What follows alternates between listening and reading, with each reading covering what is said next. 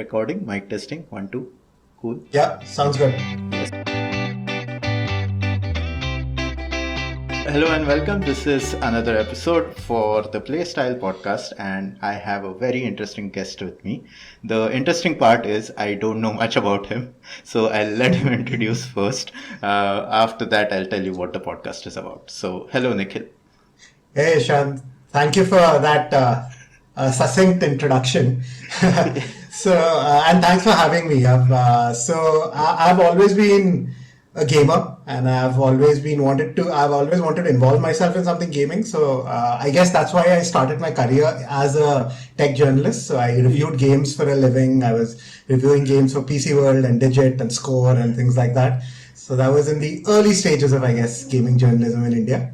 I've always been a gamer, predominantly a PC gamer. I've barely gamed on the console, and ever since then, I've been an advertising and a marketing professional, and I'm also a published author. So I've written 2 books with HarperCollins, and I'm working on my 3rd book. So this is so cool.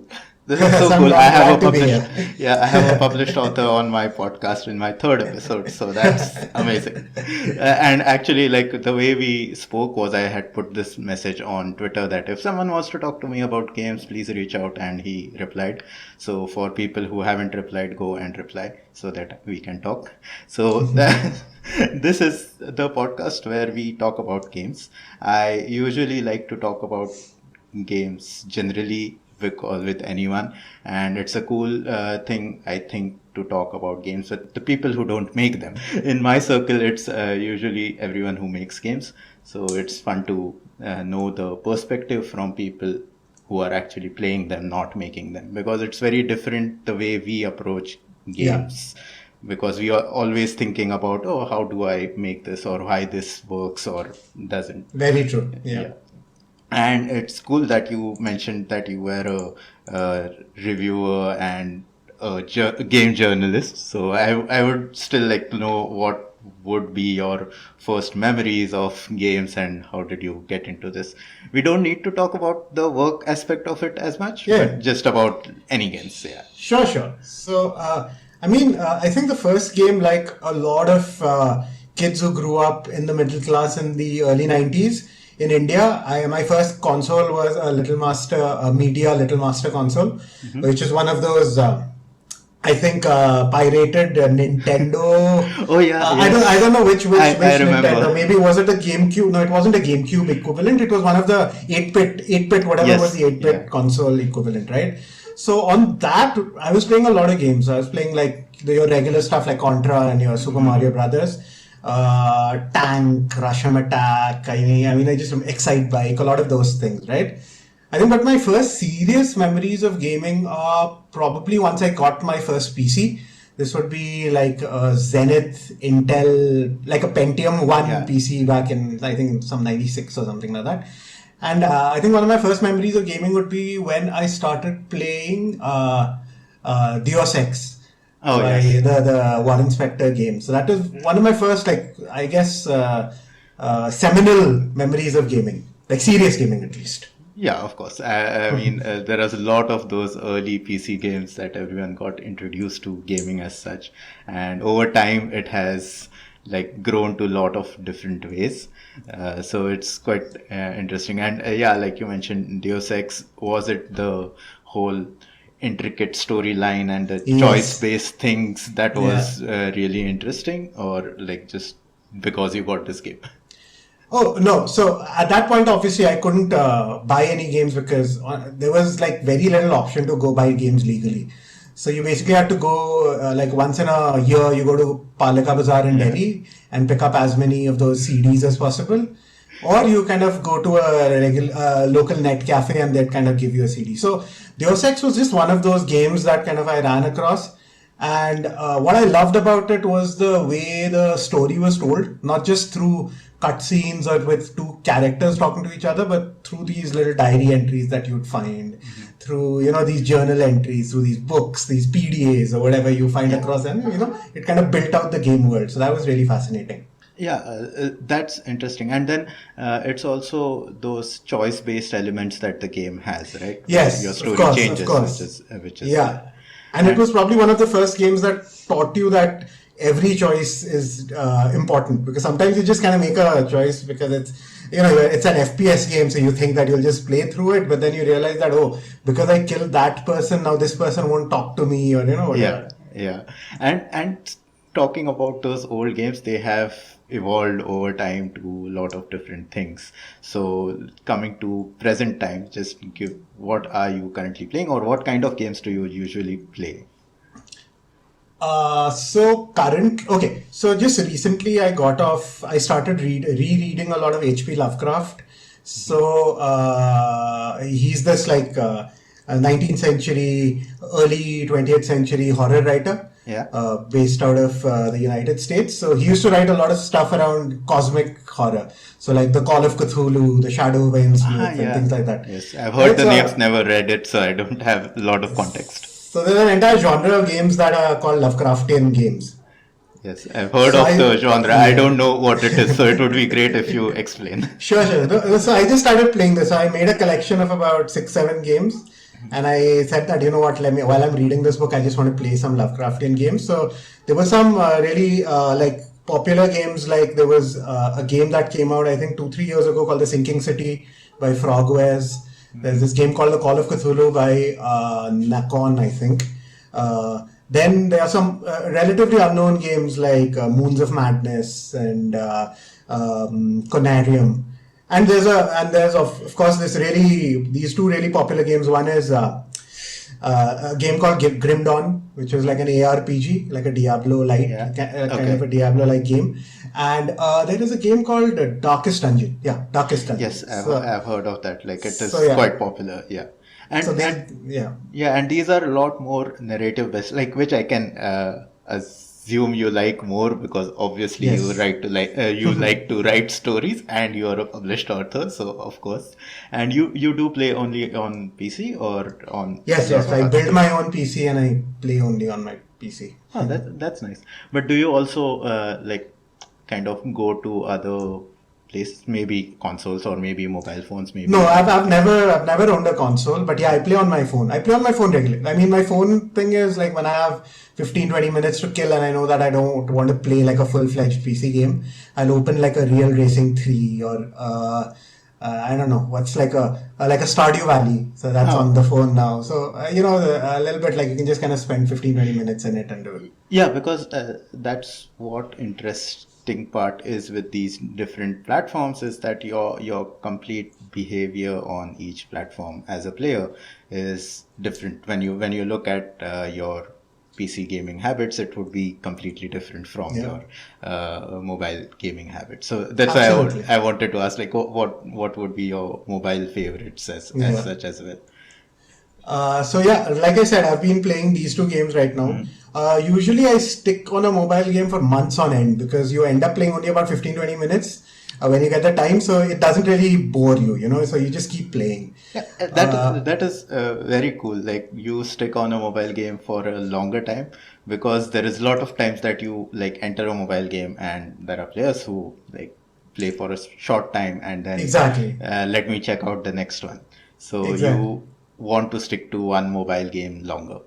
Yeah. I think it's mainly because if honestly every day I was playing a mobile game for 4 or 5 hours, I'd honestly get bored of it because the gaming loop isn't that strong in a mobile game as opposed to like a AAA game or a game on a larger platform.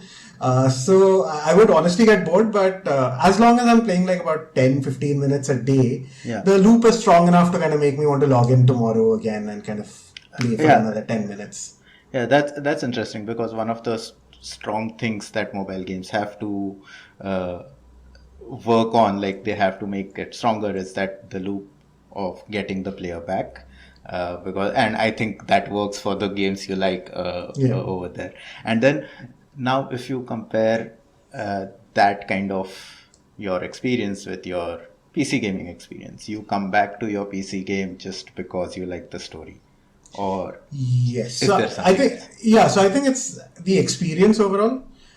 think of it almost like, I don't know. I mean, I know this might make PC gaming sound like it's a little, I'm talking about it like as if it's the old platform to game, but it's like appointment viewing. You know, like when you had cable TV versus when you have Netflix. Cable TV meant that you knew that you had to go at 8 p.m. to watch a certain show. Otherwise, otherwise it's done. You leave. Right? You miss the show. On Netflix, you just log into Netflix at any given point in time and watch a particular show. So PC gaming is like that. You have to kind of set an appointment, say that, okay, you know what, today I'm going to game like at 12 o'clock to 1 o'clock or something like that. And then you go and game.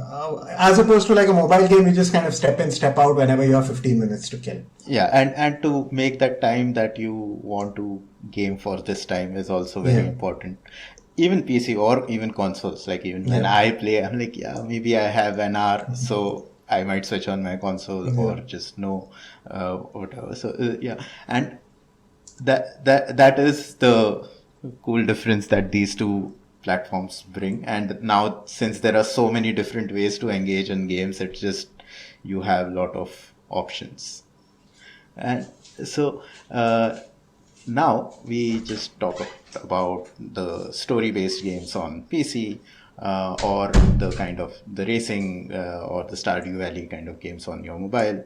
So is there anything that you think that you like about them? Like, this game, you said Darkest Dungeon. So this game I liked because of this particular thing, whereas something else I tried which was, I didn't like it, so I moved on. So I think when I was earlier, when I didn't have a job or whatever, as in school or college, every game that I managed to get my hands on was like a treasure. It didn't matter if it was a really bad game, I'd still play it. Okay, like I remember at some point in time, I think 2005, 2006, there was a George Romero movie called The Dawn of the Dead or The Land of the Dead, or one of those movies that come out, and they'd come out with a tie-in game called Land of the Dead, Fiddler's Green or something like that. It's a shitty game. It's a horrible game. You wouldn't give 1 minute to it. But I mean, that was the only game I could afford. So I just played through it. Yeah. You know? I mean, in the older times, it's understandable. Like we were out of like options. Now you have all the options. Yeah, exactly. So now I've actually realized that I can stop playing games. So there have been games like, for instance, I remember, there's this, it's a great game. Don't get me wrong. I mean, it's got great critical reviews. So there are two such games. So one is Hades. I really tried to get into Hades, which is this roguelike action game where you play somebody from Greek mythology. So it's by Supergiant Games, I think. Okay. So I really tried to get into it, but I honestly do not like roguelikes. Yes. Because I mean, for me, roguelikes, like, I want to progress. Roguelikes make you die 17,000 times before you can progress. So I don't like that, which I didn't like Hades as much. There's this other game I recently got into called the Forgotten City, which is like a narrative. It's a pure narrative-based game where you play an archaeologist who finds this hidden Roman city. It again got really good reviews and stuff, but somehow, I don't know, again, it has this gameplay loop where you have to die multiple times to figure out what to do when you come back to life. Yeah. So I'm just not a big fan of that kind of gameplay. I can get it, like, or even Dark Souls for that example. I don't know if you have. Oh God, I'm waiting to play Dark Souls, and I'm waiting to play Dark Souls using WeMod, which is this app that lets me put God mode on. I'm going to play Dark Souls 1, 2, 3 using God mode because I know I don't have the patience to play it on like whatever the actual difficulty is. Yeah, because that's what the reason I haven't like tried Dark Souls is that I've just seen everyone just dying every time. I'm like, no, I don't like getting killed in the game so much, so I'll not get to try that game. Because even though the story is interesting, sometimes there is this narrative hook that gets you, or sometimes there is the difficulty that gets you. And I know a lot of people who love Dark Souls for the difficulty. Yeah, but I don't understand. But I don't understand that one big conversation that emerged about basically making games accessible. So a lot of people are like, no. You can't ask the game designer for Dark Souls to include an easy mode because the entire point of the game is to figure out through learning and through hard work and effort or whatever stuff. And my simple perspective to that is gaming is the only media in which you can literally let people choose the way they want to experience the piece of art. Why wouldn't you give that freedom to everybody? Yeah. If you want to play it on very hard, hardcore, whatever mode, play it on very hard mode. But for people who don't want to kind of, they just want to experience a story, want to enjoy a game, there is zero this thing in just making games inclusive and accessible. I mean, there is, I don't know, zero drawbacks in that, I see.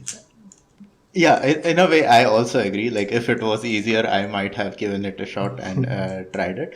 But then again, I also understand the part that is the core attraction. Like, if someone plays Dark Souls, like that kind of difficult game, they have the affinity saying that, yes, I play it and I'm proud of playing it. And that is the kind of, which I think is the thought behind that. Yes, you have to make it so niche that it is those strong core audience that we target to. Like, yes, you die millions of times and that's the fun part of it.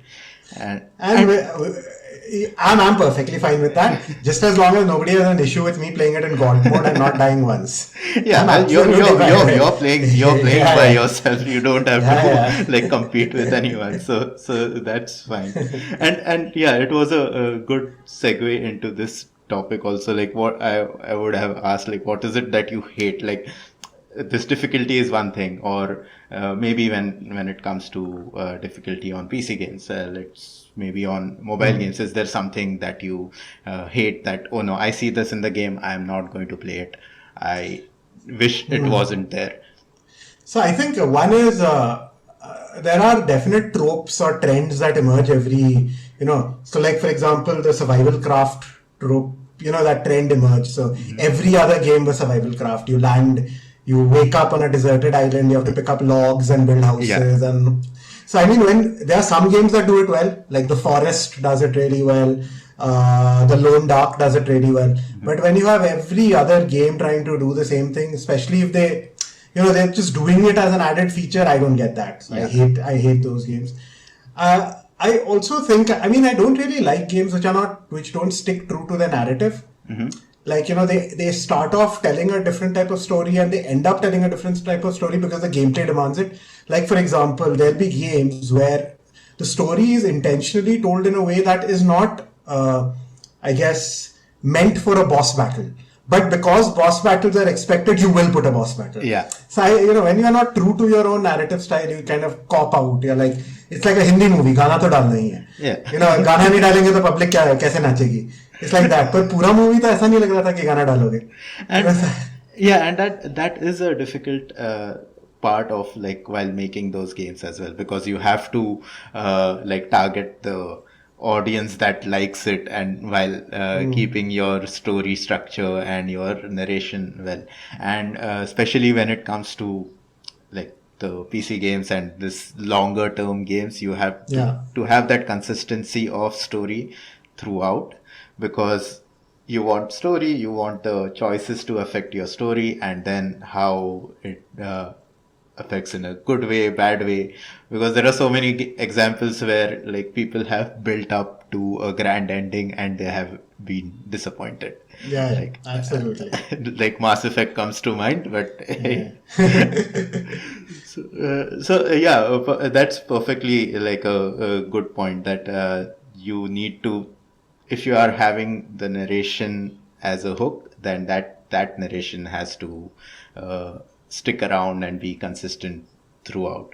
One funny thing we used to discuss, like at some point, it was like, oh, there are these Skyrim like games, like this whole open world, and then there is a wooden door where you literally have fire, but you can't put that fire on the door and break it. So it's like, why? I have the power of fire, but it doesn't make sense. So I mean, Skyrim is still a great game and people are still playing it, yes, but there are these smaller things which kind of break that consistency. Yeah, I think Clint Hawking, I hope I'm getting his name right, had a term for it, right? Ludonarrative dissonance. So basically the game puts you in a in a perspective where you are the player, where you are the protagonist or whatever, Yes. and then it takes active decisions that pull you out of that mind frame, that where Yeah. where they tell you that, hey, you are the hero, you are the one who can do everything, and then they put a door in front of you that you cannot break down, even though, so that's an instance of like ludonarrative dissonance. Yeah, and that I think whenever it comes to like any game where you have a character, or you are the superhero part of it and you're playing a character, then it becomes like a, a problem to solve. Like sometimes some things solve it, some don't, like whatever. But and I think I see it with even the superhero movies kind of tropes. Like the superhero is amazing. He does amazing things at the end of the movie. But wait, if he did this amazing scene just 15 minutes before, the end would have been there. So why do you have to build it? Like when you think about it, it makes sense. So I feel, I think that a lot of fiction, where in the form of movies or games or books, they have to kind of follow that 3 arc structure, right? Yes. So you introduce the hero at its peak, or at least take him to his peak or her peak. Then you make her fall down. Yeah. You kind of and give them a barrier that they have to overcome so that they can go back to the top. Correct. Right, so there's a 3 act structure, and for a non-interactive media like a book or a movie, it's fine. It works because there is one person's vision that you're seeing on the screen.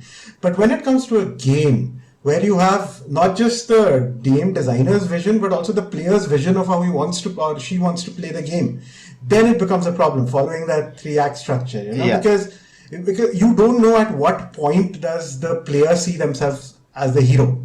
The story might want to say that no, at this point you have reached level 35 and you are an absolute world beater.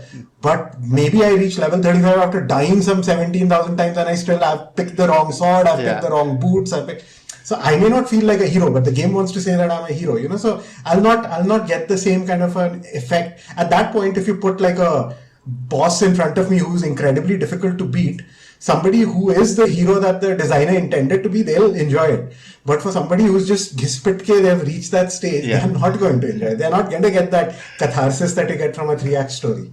Yes, and it is a difficult part of this interactive medium to solve. And that's why a lot of the popular kind of games, like the games which are like played by masses, are not driven mostly by the narrative. Like it's more of like you say, the matching games or the very casual in that sense, where you don't have to think about the story for long. Like the real racing example that you gave. So you don't really have to think about you as a race driver and his storyline and all that. You just go into the races, play it. It's okay. Yeah. It kind of helps to solve that problem by just giving you things to control rather than putting you in the shoes of a person doing these things. Actually, that's the reason why I love the original Need for Speed Most Wanted. It was like an RPG game masquerading as an open world racing game, right? You were essentially playing the driver, and you could you upgrade your cars, buy a better car, fight all these bosses and go to the next stage. It was an amazing game. I still love it. Yeah, and they did try repeating it with a lot of their recent versions. They haven't got that same appeal to it in some way.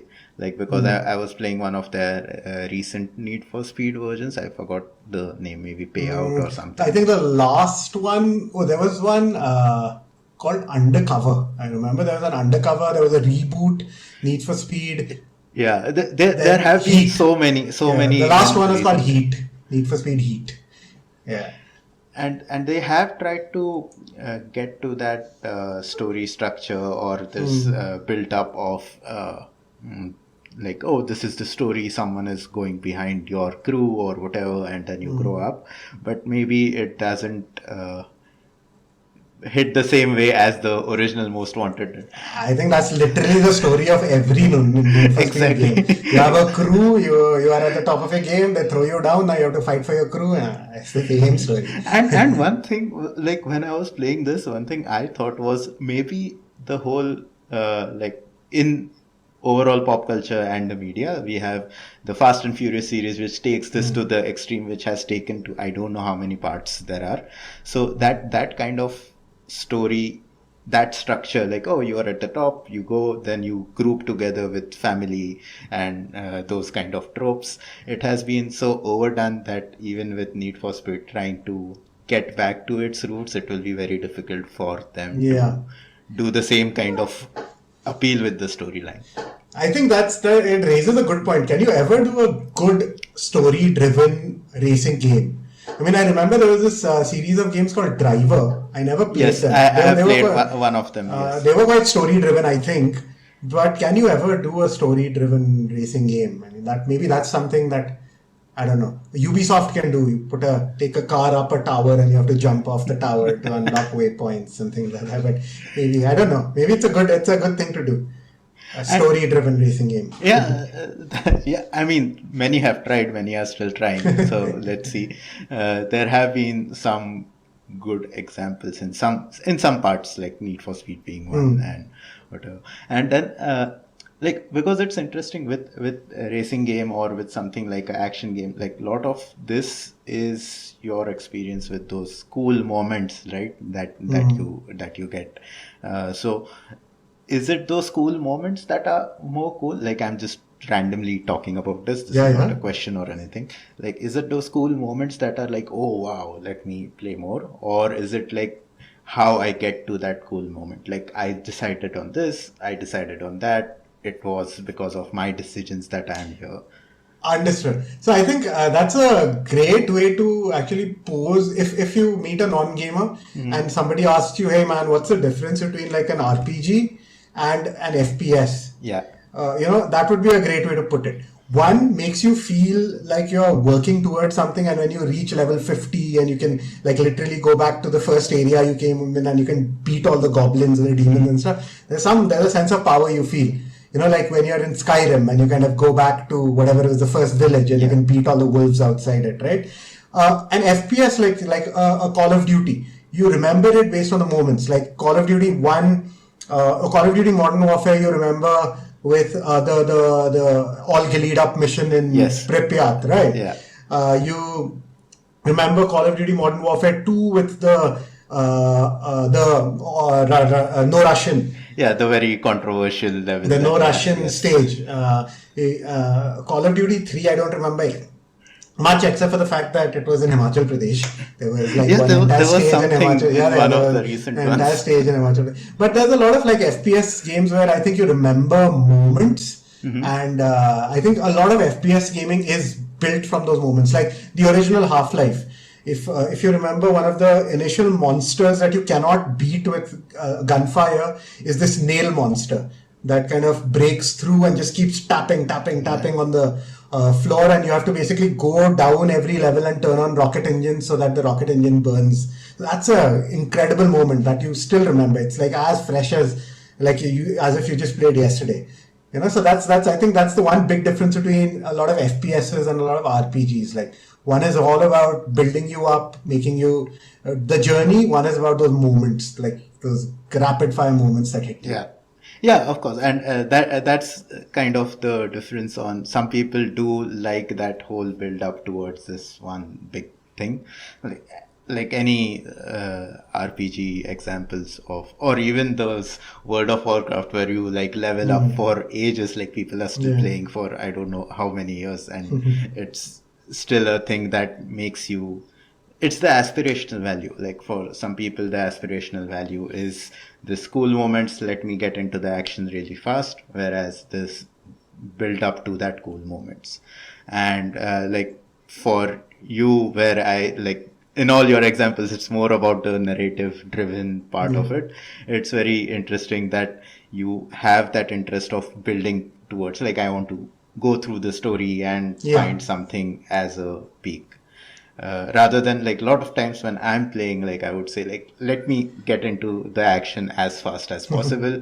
I would be happy because a lot of times when the story goes a little longer, I'm like, no, I don't have that much time. No, I think that's also the reason why I mean, when you have very long ass cutscenes, that's not a great way to. I don't like super long. That's why I guess I don't like a lot of JRPGs, because you have like 30-minute cutscenes or something.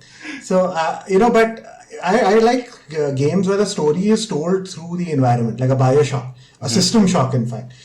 Tells the story through the environment. Like you look out the window and you know that you are at a certain point in the space station, or you are at a certain point in what's the name of the city in Bioshock? Even I Rapture, Rapture. Yes. So you are at a certain point in Rapture, that you are near the opera, you are near, so the environment tells the story. Like in Half-Life 2, when you're moving from City 17, like when you're walking through City 17, when you're introduced to city, you know that it's like an Eastern European, like a pre-breaking down of the Berlin Wall kind of East Rush, like West Russian kind of an environment, East European environment, and you know that it's all dystopian and everybody is grey and down and everybody. So it's like nobody's coming in a cutscene telling you that, oh, we live in a dystopian universe right now. It's the environment telling you the story, and I love that. Yeah, and some games do, like these examples, basically they do that part really well, and like that's what makes you engage with them a lot more. Yeah. So I'll now, because we discussed a lot of these narrative driven games, I'll just ask you if you would have to play something that is like completely different from your type of games that you play, say not narrative driven, not a very single player experience. What do you think would interest you to play that? So I'd love to be good at fighter games. I'd love to be good at like a Street Fighter or an Injustice there are a bunch of these King of All Fighters, and I'd love Mortal Kombat. Yes. But I'm not good at. I love that because one is I feel like when it's so visceral. And the moves are so cool yes, that you want to do it. Like it's almost like every fight becomes like a hunt for Easter eggs, because you want to kind of hit that fatality, or you want to hit that right move, or you want to. Unfortunately, I'm terrible at fighting games. Here. I mean, I'm just like I can just do upper punch and lower kick. That's all. And then it's button mashing, and someone who knows the games will come and destroy you. And exactly, like, how does this work? I wish I was good at those games. But then you, like, in that way, you think the skill is the factor where you wouldn't try that game. Skill and I guess patience. I mean, I know that if I keep trying to play it for weeks on end, I'm sure I'll be decent at it. I'll become decent at it, because I'm a pretty relatively good gamer. So it's not like my dexterity is an issue. And it's the same kind of logic where like those games which make you die 1,000 times are not really fun for you in exactly. And I guess when a game, see, for me, I'm a very, I guess I enjoy the mental side of things more than the physical side of things. So if a game wants me to do physical stuff, like literally, remember this combo and put your thumb in ways that it shouldn't go, because you have to press like 3 buttons at once and stuff, I am not doing that. In some of the games you actually have to pause and then go back and check all your move list and then try it, and it doesn't work. I can't. I don't have the patience for it, unfortunately. Yeah, and that's like perfectly fine, because it gives, that's what I'm trying to like talk about in that way. Like, there are these different kind of players where different things interest different players, and absolutely. And it's good to get to know those kind of point of views, because it's fairly straightforward. Yes, the story is amazing, it's great, that interests me, but then to listen to it from the player's perspective, it's quite interesting, and it is good for me as well. And again, like I'll go to that part where, so if you have to try something now, the fighting games is one, maybe a Fortnite or something which is very weird, like completely different on your phone. Got it. Okay, on my phone, if we are talking specifically on my phone, okay, I'd love to get involved in some of the card games, like the card battlers. Okay. Like your Hearthstone or your Magic the Gathering, or even like something like, I think, Slay the Spire. Or I'd love to get into that. I've never really got into it. I used to play Hearthstone a little bit at the beginning, but I didn't really follow up. I think it just became like a little bit about the managing the deck got a little hectic for me. I mean, I had to remember a lot of stuff, so I kind of dropped off. But I'd love to get into that because I think that's a perfect format or a genre for a mobile phone. Mm-hmm. Yeah, and there are like quite a few such games like this card collection and all that, which get super competitive and quite complex the more you play as well. So yeah, it's nice. Like good to talk about all these different genres and basically like the way the reason I asked like okay this games for PC or for phone is just because we started out with that point that there's PC games and phone games you play. So that's nice. I think I don't have anything more to discuss and we have a lot of recording. Okay, so if you don't mind, I'll just plug my books. Yes, that's what I was going to come to because you should definitely plug all your books now and I will also be checking out. Okay, awesome. So thank you for listening to Ishan's podcast, The Playstyle. It's super cool that he's doing this and it was lovely to have this conversation with him. Let me plug my books at this point. If you like games and you like the way stories are told through games, my first book is the one for you. It's called Cold Truth. It's kind of a science fiction thriller where a journalist is investigating the disappearance of a young girl, and the entire story is told through other forms of media. So either that people have come across. So it's newspaper articles, WhatsApp messages, surveillance footage, emails, diary entries, so things like that. So the entire story is just told through that. At no point does the author come in and say, she said this. No. If she said this, it will be recorded in an email or something. Wow. So yeah, that's my first book. So if you like games, you'll enjoy reading that book. My second book is called Yesterday's Ghosts. It's a spy thriller, horror kind of a novel. It's about 4 old spies who start getting messages in a code from somebody they know is dead in a war that happened 30 years ago. So this is, I try to experiment with my style. So this book is more in the interrogative style. A lot of the story is told in interrogation rooms where somebody's asking a question and the other person is telling his or her version of the story. So if you like unreliable narrators and you like a little bit of spy mixed in with a little bit of thriller and horror, that the second book will be up your street. So got Cold Truth and Yesterday's Ghosts from HarperCollins. Both are available on Amazon. Do check them out. Yeah, definitely. Like even I'll check them out. Like I haven't read them yet. I saw there are 2 books on my wish list now. I'll definitely check it out. That's great. And it was a good conversation to end on this note because we talked a lot of like this narrative based games, and you know why, because Nikhil is writing narrative and stories and some cool stuff here. So thank you for listening, and thank you Nikhil for being part of this podcast and thank you so much, and my early experimentation subject. So yes. So when we go to serial level podcast or Joe Rogan level podcast level, then people will remember I was the third guest. Yeah, exactly. So I hope that happens. Great. Thank you. And now, if you're listening to this podcast, do like, follow, share, all that stuff. It's the Instagram page is playstyle.podcast. So go there. I'll keep posting whenever a new episode is out. And it's available on a lot of platforms now. So thank you. I guess that's all. Thanks, Nikhil. Thanks, Asham.